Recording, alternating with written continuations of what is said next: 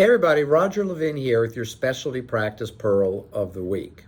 You are only as good as the weakest link in your systems. So for today, let's talk about management. Each of your systems, scheduling, the new patient phone call, the new patient consult, emergency patients, no-shows, charging money, collecting money, dealing with dental insurance, case acceptance. Each of these systems has multiple steps, lots of steps.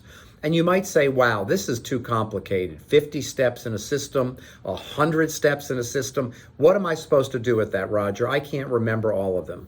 And that's true. But have you ever walked across a room just 10 feet? How many steps, and I'm not talking about the footsteps, how many steps in your body do you think you go through to coordinate walking across a room?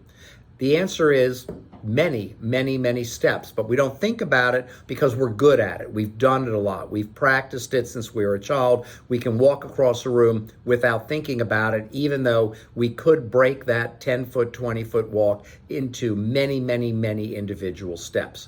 And that's how systems work. If you will define your systems, as we often do, we spend a lot of time defining management systems and the steps, and then train your team step by step by step, script by script by script, you will have an office that, the expression I really like is fires on all cylinders, or operates like a Rolex watch, meaning high efficiency, precision, ballet-like. That's the kind of practice you want, and you can have it. It takes time to implement each system and get the steps right, but you can have it if you get your systems in place. I have watched practices grow 10, 20, 30, 40% by implementing great systems. There's so many practices that have all this potential just sitting there. They've got enough patients, they've got enough this, they've got enough that, they have a team that can learn and grow, and yet they're plateaued, or they're even in decline a little bit. And they're blaming the economy, and they're blaming whatever, and they're blaming insurance.